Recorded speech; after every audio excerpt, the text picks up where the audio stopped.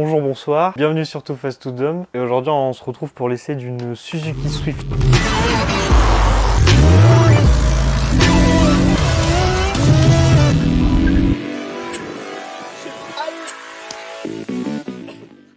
4x4 gris, et là c'est un 4x4 blanc. Le 4x4 gris, il est à vous? Ouais. Parce que jadis j'avais un 4x4 noir. Ça alors. Du coup, pourquoi cette voiture? Ça c'est la voiture que j'utilise tous les jours. C'est la voiture de ma copine. Et du coup on échange parce que l'utilisation que j'ai c'est plus pour ça, vu que c'est une essence. Moi je fais que 5 km pour aller au boulot. Alors qu'elle fait 50 bornes, elle prend l'autoroute, du coup une diesel c'est plus adapté. Et du coup moi j'utilise ça là, et elle utilise ma 406. Nicolas.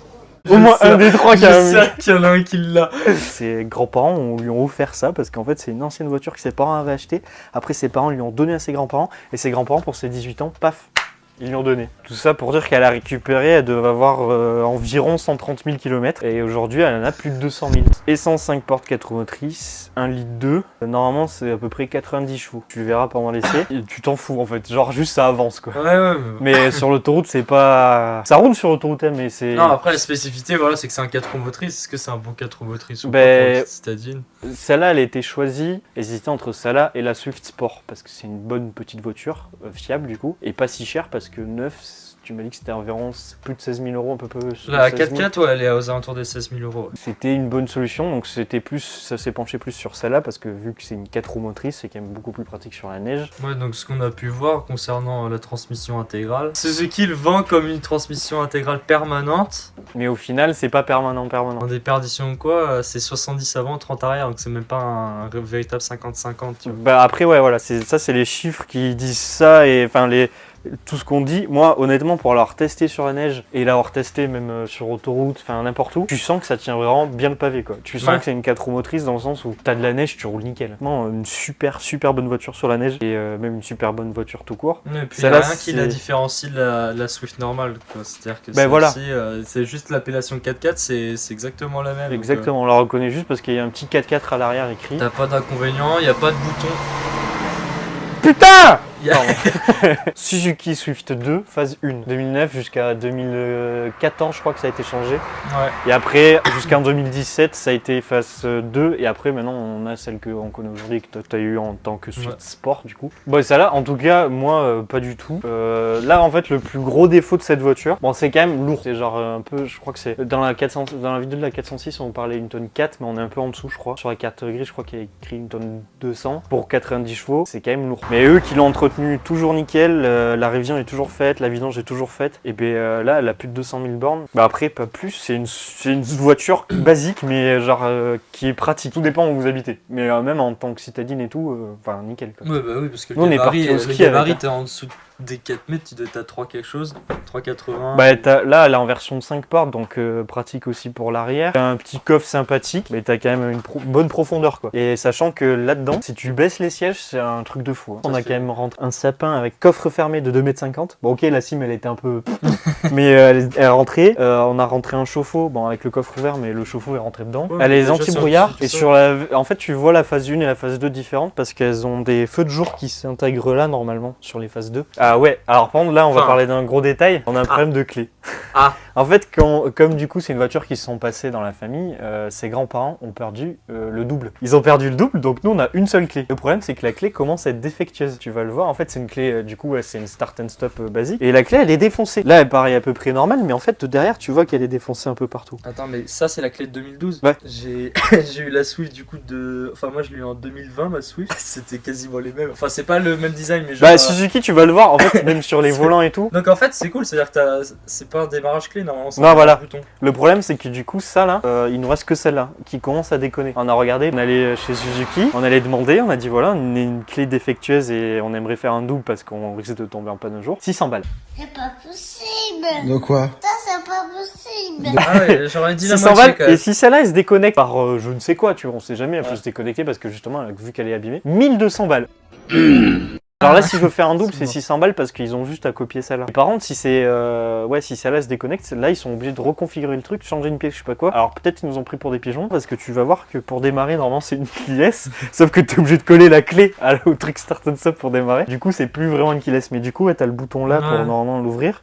Et là, bon, oui, il y a un petit truc en plus, c'est le survolant. C'est pas pour le truc kéké ou quoi, c'est parce que celui d'en dessous, il a commencé à manger, il commençait à péguer, tu sais, à un peu coller. À notifier, t'as les sièges chauffants. Ah oui, ça c'est quel plaisir. Ça, quel plaisir, comment dire. Ça, sièges chauffants, moi c'est une option que je regrette, je l'avais aussi sur ma Swift, je l'ai plus maintenant. T'as les vitres électriques, t'as fermeture centralisée, et elle a 205 187 km exactement. Vous voyez, il fait péter un call start là. Je sais très bien, je me comprends. Ça c'est pour les automobilistes qui collent de trop près.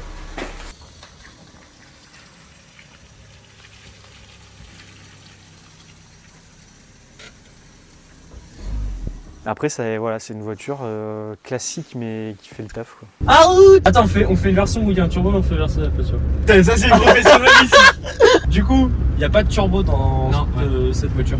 Du coup, si celle qu'on n'a pas dit et que je me suis rendu compte en roulant, il y a les feux auto. Genre plein phare. Non. Juste dit seul.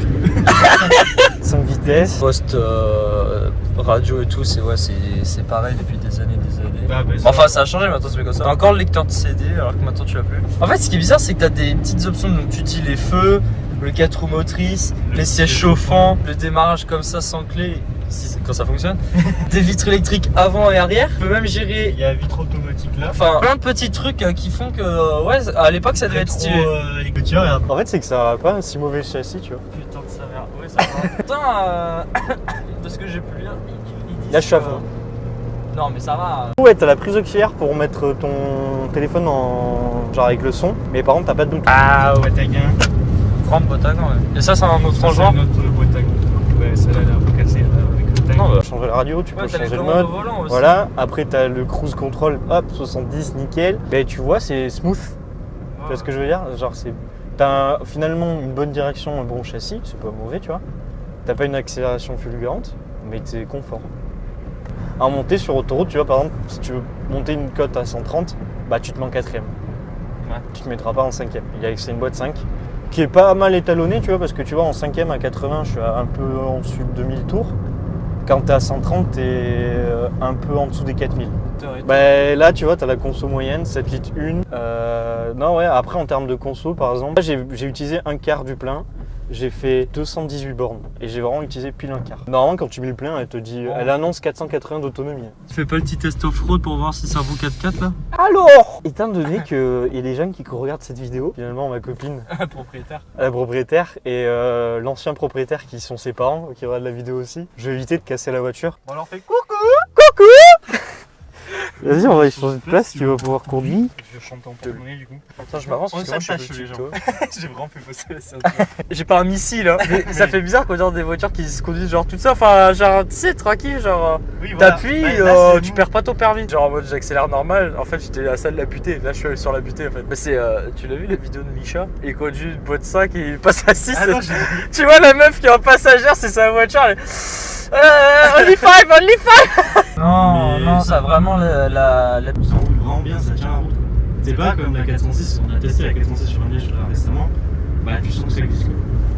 En fait, t'as très peu de débattement de pédale d'accélérateur. Non, mais y a rien à dire. La planche de bord, vraiment c'est du plastique partout. Bah dans les voitures de tous les jours, ce que les gens veulent savoir c'est quoi? T'as un peu de coffre, si ça roule bien, c'est pas cher, oui, bah, ça fait le tout coffre, ça. Voilà, le coffre il fait tu fais un petit drive quoi. Ça fait tout ça. En fait, son gros plus c'est que pour l'époque elle était bien optionnée. Maintenant en fait c'est que tu te dis t'achètes ça maintenant, bah t'as des options qui sont encore à jour et voilà. Tu les payes beaucoup moins cher que si t'achètes un véhicule neuf. Ah oui, t'as pas Apple CarPlay la caméra. Ah merde. Non mais c'était mon sac qui l'a tenu. Ah oui. Ouais, bah après en même temps on est route mouillée, pneus hiver, à chaque fois on a des conditions. On n'a pas des meilleures Quand conditions. on essaiera l'été, oui, ça ira mieux sur. Là, on est en pneu hiver parce qu'on roule très souvent en pneu hiver. Voilà, ouais, l'entretien ne doit pas coûter grand chose parce que, comme tu as dit, petite batterie, les pneus c'est du 16 pouces, il y en a partout.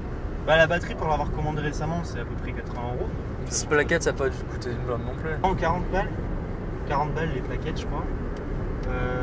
Non, après, même en entretien, tout ça, Bon après c'est nous on le... Point A, point B. Comme la 406 mais différemment. Ouais voilà. Mais tu vois, on a le match parfait entre les deux voitures parce que du coup on a celle-là qui fait essence, ville, S4, tout nickel. Et t'as la 406 sur laquelle tu peux faire de la route et tout quoi. Bon on se retrouve pour le trot à la Casa quand même. Alors, merci d'avoir regardé la vidéo. Un peu moins chaud à dire parce que c'est un véhicule du quotidien, mais on espère que ça vous a quand même plu. Bah, si vous avez des conseils en commentaire, faut pas hésiter. Hein. Ouais, on prend tous les conseils. Pour l'instant, vraiment. Vos coms nous font plaisir. Ouais, voilà. Même les critiques, hein, elles sont bonnes à apprendre, On donc prend tout, n'hésitez pas. On sait qu'on a l'air d'être un peu abrutis, on l'est un petit peu. Après, c'est un peu brouillon, on essaye de structurer de petit à progresser. petit. Donc c'est voilà, si vous avez des requêtes particulières, on vous acceptera pas forcément toutes, mais au moins ça peut nous indiquer ce que vous voulez. On vous remercie d'avoir regardé la vidéo et on vous dit. Sur moi. Salut les potes. Salut mon pote.